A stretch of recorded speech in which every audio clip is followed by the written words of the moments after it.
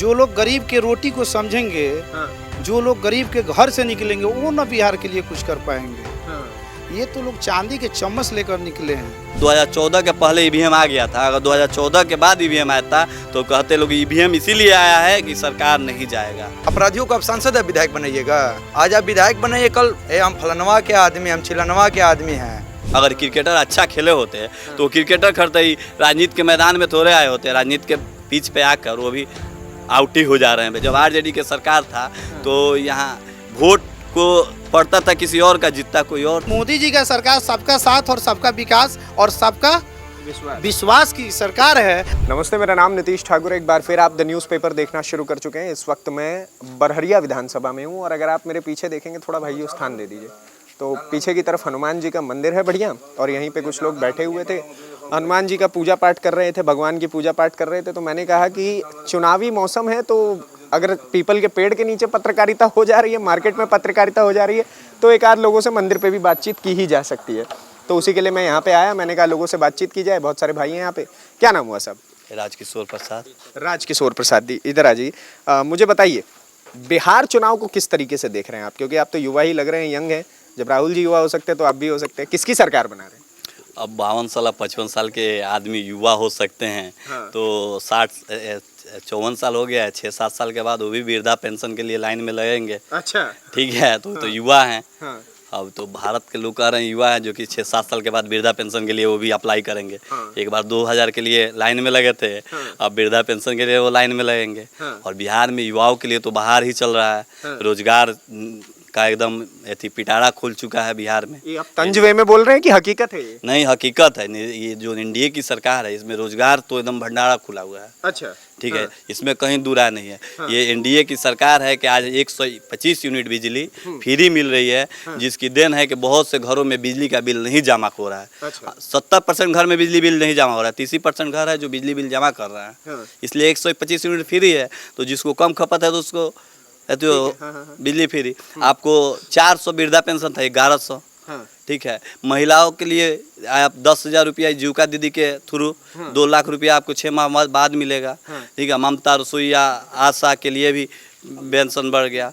हर योजना बिहार सरकार जितना एनडीए सरकार अब की बिहार में जितना काम की है, चाहे वह चुनाव अभी तो समय है, यही नहीं है कि आपको घोषणा किया जा रहा है, वो कर दिखाया जा रहा है कि आपको मिल रहा है। नहीं तो वही तो विपक्ष कह रहा है कि ये बताइए, चुनाव से पहले एक लॉलीपॉप बांटने वाली थ्योरी चल रही है। अच्छा, लॉलीपॉप ही सही, आपको मिल तो रहा है हमको।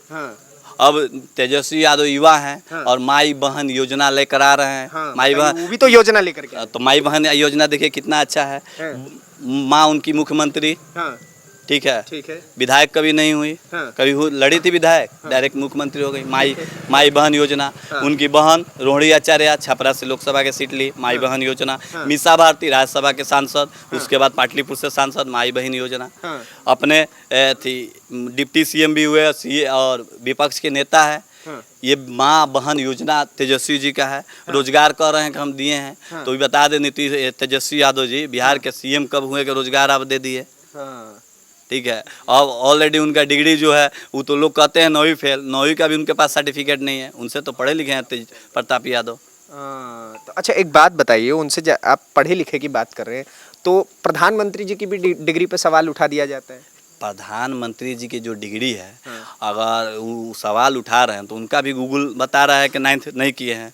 और प्रधानमंत्री जी तो क्रिकेटर तो रहे हैं ना अपने टाइम के, बताइए। विराट कोहली उनके अंडर कैप्टनसी में खेले हैं। तो क्रिकेटर होना और राजनीति करना दोनों में तो अलग अलग विषय है। राजनीति में जनता की हित की बात सोची जाती है, जनता की हित की बात। क्रिकेटर में अपने हित की बात सोची जाती है। क्रिकेट अच्छा खेलिएगा, देश के लिए खेलिएगा, अच्छा होगा। और क्रिकेटर में कहाँ वो हिट कर गए, फ्लॉप किए, तभी तो राजनीति में आए।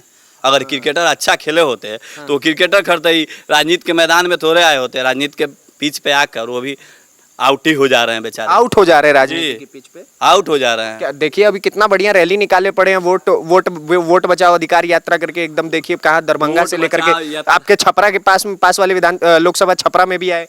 वोट बचाओ यात्रा, हजारों की यात्रा, हजारों की भीड़ मेरे पीछे चल रही है। देखिए, वोट बचाओ यात्रा जो चला था पूरे बिहार में वो की है। आप आए हैं, इतने आदमी हम लोग थे, पेट हो गया। अब मान लीजिए कि वो लोग जब राहुल गांधी आए हैं, युवा हैं, मेरे देश के युवा नेता हैं जो 54 साल के हैं बेचारे, और तेजस्वी यादव, तो वोट बचाओ अधिकार यात्रा किसका था? राहुल गांधी जी का था।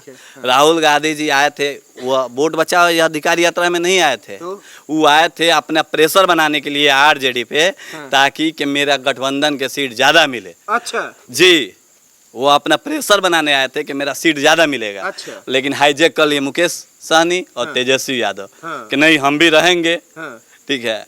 इसलिए वो नहीं तो वो तो आए थे राहुल गांधी के वोट बचाओ यात्रा। बताइए 2005 के पहले गलीमत है कि 2014 में एनडीए की सरकार बनी है और वोट बचाओ अधिकार यात्रा ये लोग निकाल रहे हैं, और 2014 के पहले ईवीएम आ गया था। अगर 2014 के बाद ईवीएम आया था तो कहते लोग ईवीएम इसीलिए आया है कि सरकार नहीं जाएगा। अगर 2014 के बाद आया होता तो कांग्रेस की सरकार की ईवीएम है वोट बचाओ अधिकार यात्रा। 2005 के पहले जब लोग बूथ पे जाते थे तो लोगों को क्या कहा जाता था? आपका वोट गिर गया, जाइए घर वापस भेज दिया। हाँ, वोट गिर गया, जाइए। बूथ लूटिंग है। हाँ, आपको वोट बूथ पे जाइएगा तो जहाँ मुहर मारने वाला था वही निकाल लिया जा रहा था। जिस बूथ पे अगर माने ज्यादा वोटिंग एनडीए का है, आरजेडी का कम है, वहाँ निकाल लिया जाता था ताकि लोगों को नहीं बुझाए, सीधा मार देता, वो बोकस हो जाता था। यही एक समय था सिवान में जब आरजेडी के सरकार था, तो यहाँ वोट को पड़ता था किसी और का, जीतता कोई और था। इस वक्त हम सिवान में हैं, तो सिवान में एक टाइम पे आगे आइए भाई साहब, बात करिए, क्या हो गया, क्या समस्या है क्या कोई? सिवान में एक समय पे एक बहुत बड़ी गैंगस्टर का नाम चला करता था, शाहबुद्दीन साहब का। तो क्या सही में उस समय की जो हम कहानियां सुनते हैं सिवान जिले की, क्या वो सच में वैसी ही होती? हाँ वो सही है। क्या उनके नाम पे दूसरा कोई काम करता था। शाहबुद्दीन जो थे एक सबसे बड़ा गैंगस्टर थे, सबसे बड़ा माफिया थे। और उस समय पे समस्याएं होती थी क्या? हाँ एकदम होती थी। इतना समय में आप बात कर रहे हैं, बात भी नहीं करते हैं। बात भी नहीं नहीं करते हैं। उनके चमचा बेलचा के बोलता है कि हम शाहबुद्दीन के आदमी हैं, हम शाहबुद्दीन के आदमी हैं, साहब के आदमी हैं, साहब हमको भेजे हैं, नया गाड़ी खरीद कर लाए हैं, साहब मांगे आप दे दीजिए। साहब दूसरे कोई थे, साहब मांगे और दे दीजिए। कितने दुकानों में उनका फोटो लगा हुआ था 2005 के पहले। 2005 के पहले एक भी कोई बीजेपी या जेडीयू का झंडा थोड़ी ना टांगता था। उसके पहले कोई झंडा थोड़ी ना सिवान जिला में या बड़हरिया विधानसभा में कोई टांगता था। मतलब कोई बीजेपी का झंडा भी नहीं टांगा? कोई नहीं। आप आज झंडा टांगे, कल सुबह आपका हत्या हो जाएगा। तो वो जंगल राज? हाँ वो जंगल राज अभी भी है। अभी भी है? हाँ अभी भी। कैसे? उनके नाम पे कितना काम हो रहा है। हम शाहबुद्दीन के आदमी, हम फलनवा के आदमी हैं, लेकिन जब से 2005 के बाद नीतीश जी की सरकार बनी है, उनका सब सरकार चला गया। आज तक वो सांसद उनके घर से कोई नहीं बना, ना ही कोई सांसद या विधायक बनेगा। नहीं बनेगा, इतना भरोसा? कोई भी नहीं बनेगा। कैसे? कैसे? अब गैंगस्टर को आप, अपराधियों को आप सांसद या विधायक बनाइएगा? आज आप विधायक बनाइए, कल पूरा हम फलनवा के आदमी, हम चिलनवा के आदमी हैं, हम यहाँ से आए हुए हैं। अच्छा बताइए ना, आप तो यंग है, तो आपके हिसाब से क्या तेजस्वी बाबू और राहुल गांधी साहब जो हैं, इन दोनों को आप सरकार में लाना चाहेंगे? कभी नहीं। क्यों? तेजस्वी यादव का एक कुचायकोट विधानसभा है, उनका पैतृक गोपालगंज जो गांव है ना, वहाँ से कुचायकोट विधानसभा है, वहाँ से तेजस्वी यादव चुनाव लड़ के देख ले ना। वो तो वहाँ से लड़ते हैं आगे, पटना के पास से, राघोपुर से। अरे कहीं से लड़े तो उनका गोपालगंज गृह जिला है ना, यहाँ से आके चुनाव कभी लड़े हैं? नहीं लड़े तो नहीं। अपने बहन को लड़ते हैं ना, डायरेक्ट राज्यसभा सांसद बना देते हैं। छपरा से अपनी बहन को लड़ाए, अपने माँ को लड़ाए। किसको आज तक कोई सांसद वहाँ से नहीं हुआ। जब हुए तो बीजेपी के कैंडिडेट हुए, राजीव प्रताप रूडी। आज तक कोई हुआ कोई छपरा से सांसद? ना, अभी तक तो नहीं हुआ। फिर तो माने एक बात बताइए, अभी आप लोगों ने एक वाक्य सुना होगा, आप आगे आइए ना सर, आगे आइए ना। अभी आपने इस बीच में एक वाक्य सुना होगा कि प्रधानमंत्री की माता जी को जो है कांग्रेस के स्टेज से खड़े होकर के गाली दी गई और बहुत अभद्र शब्दों का प्रयोग किया गया प्रधानमंत्री की माता जी के लिए। कैसे देखते हैं आप इसको? कहीं ना कहीं ये बहुत अभद्रतापूर्वक अगर देखा जाए तो भारत देश आध्यात्मिक देश है और माँ को देवी माना जाता है। तो कहीं ना कहीं अगर एक माँ प्रधानमंत्री के माँ को कोई गाली देता है तो ये कहीं ना कहीं भारत के प्रत्येक नारी को, प्रत्येक माँ को, प्रत्येक बहन को बर्बरतापूर्वक, अभद्रतापूर्वक गाली देने का काम उस मंच से हुआ है, राहुल गांधी के मंच से, तेजस्वी जी के मंच से। ये बहुत ही निंदनीय है। बहुत गलत बात है। बहुत गलत बात। उसमें बताइए, जब प्रधानमंत्री जी के नेत्रों से अश्रु बहने लगे, आंसू बहने लगे, तो उसको लेकर के प्रियंका गांधी स्टेज पे खड़े होकर के उनके ऊपर तंज कसने लग जाती हैं। कह रही हैं कि ऐसा पहला प्रधानमंत्री देखा है जो जनता के लिए कम रोता है, अपने दुखों पे ज्यादा रोता है। ऐसी कोई बात नहीं है।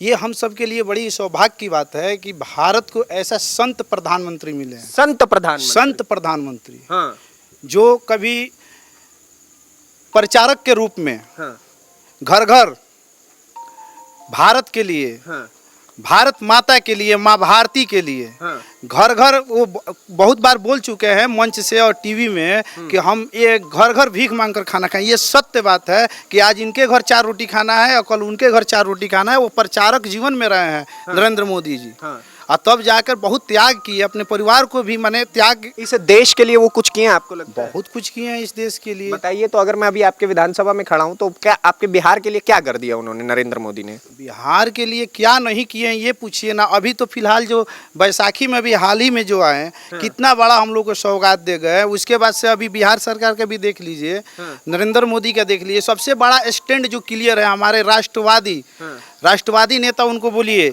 अभी जो सेना का सीना जो चौड़ा हुआ है प्रधानमंत्री के आ जाने से, देश के रणबांकुरे जो हमारे सेना है उन पे कोई तंज नहीं कर सकता है हमारे प्रधानमंत्री के नेतृत्व में। ये क्षमता दी है प्रधानमंत्री। और राहुल जी आपको लगता है अच्छे कैंडिडेट है? चाहे राहुल तेजस्वी बिहार के लिए कुछ अच्छा कर सकते हैं? नहीं, राहुल जी तो अगर अच्छे कैंडिडेट रहते तो भी जीत जाते। अच्छे कैंडिडेट रहते तब ना, अगर हम बिहार की बात करें तो राहुल तेजस्वी कुछ कर पाएंगे? नहीं, तेजस्वी और राहुल को पहले भी मौका मिला था उनके। वो तो पैतृक, वो तो चांदी के चम्मच लेकर ही वो लोग आए हैं। हाँ, जो लोग स्ट्रगल करेंगे, हाँ, जो लोग गरीब के रोटी को समझेंगे, हाँ, जो लोग गरीब के घर से निकलेंगे, वो न बिहार के लिए कुछ कर पाएंगे। हाँ, ये तो लोग चांदी के चम्मच लेकर निकले हैं। अगर तेजस्वी जी हैं, लालू जी के पुत्र हैं, हाँ, लालू जी के पुत्र हैं, हाँ, हाँ, और यादव परिवार से आते हैं। किसी गरीब यादव के लिए क्या किए हैं आप देख लीजिए ना। वो कह रहे हैं कि लालू जी पीडीए यानी पिछड़े दलित और आदिवासियों को आवाज दिए हैं। वो तो कहने के लिए बहुत कुछ है। कहने के लिए आप कुछ भी कह सकते हैं। अपने समय में क्या था, आप सिवान से जब बड़हरिया जाते थे, बड़हरिया सिवान का रोड हम लोग देखे हैं, उस टाइम तो बहुत छोटे थे हम लोग। 2 घंटा लगता था। अभी 15 से 20 मिनट 25 मिनट में आप आराम से जा सकते हैं बड़हरिया से सिवान। बड़हरिया से सिवान। अब पहले 2-2.5 घंटा।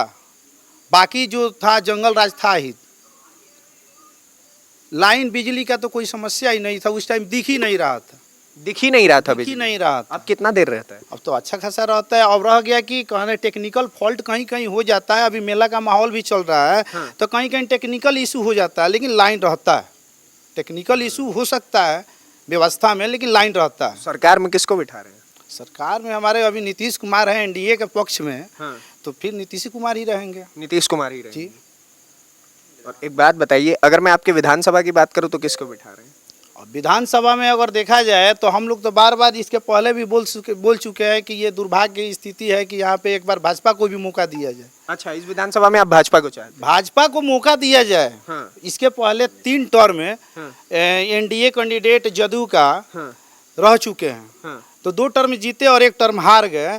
तो हम लोग चाहेंगे कि एक बार भाजपा को भी मौका दिया जाए। और भाजपा तो एक ऐसी पार्टी है कि बूथ अध्यक्ष से लेकर जिला अध्यक्ष, माने जो भी उनके कार्यकर्ता हो छोटे बड़े, उनको वो मौका देती है। तो जो भी लोग भी आएंगे हमारे लिए वेलकम है उनका, लेकिन भाजपा से कोई हो। भाजपा से कोई हो। अच्छा, आप भाजपा के बारे में इतनी तारीफ तो कर दी, लेकिन भारतीय जनता पार्टी के बारे में एक बात ये कही जाती है कि वो हिंदू मुसलमान की राजनीति करती है। नहीं, हिंदू मुसलमान कहने के लिए हैं यहाँ पर। अच्छा, एक चीज़ बताइए, यहाँ बीजेपी के मोदी जी हुए और एनडीए के यहाँ पे नीतीश कुमार हुए। आप बताइए, इंदिरा आवास क्या हिंदू मुस्लिम देख कर देती है? राशन हिंदू मुस्लिम देख कर देती है? शासन प्रशासन में जो भी काम होता है, अगर थाना के बड़ा बाबू हैं तो क्या हिंदू मुस्लिम पूछ कर देखते हैं? अस्पताल का अगर डॉक्टर है तो हिंदू मुस्लिम देख कर पूछता है कि आप हिंदू हैं कि मुस्लिम हैं, तब आपका इलाज करेंगे, दवा देंगे। आप हिंदू हैं कि मुस्लिम हैं, तब आपका FIR करेंगे। नहीं, ऐसा तो नहीं होता है। और रहा बात की मोदी जी का सरकार सबका साथ और सबका विकास और सबका विश्वास की सरकार है। अब इस चीज़ को आप जिस तरह से आप सोच सके, आप कैसे सरकार को सोचते हैं, जिस नज़रिए से आप सोचेंगे आपको लगेगा हमारे नज़रिए से तो बहुत अच्छा है। और अच्छा है तभी तो आपको दिख रहा है रोड, बिजली, शिक्षा व्यवस्था, अस्पताल। पहले अस्पताल में हम लोग देखते थे भैंस चरती थी, गाय चरती थी, वहाँ चले जाइएगा तो कुछ व्यवस्था नहीं था। आज- पहले बिजली के तार पे कपड़ा लोग पसारते थे। नहीं तो एक बारी तेजस्वी यादव को मौका देने में क्या समस्या है? समस्या क्या है? समस्या उनको मौका तो मिला है, उनके पिताजी तो 15 साल लगातार रहे हैं।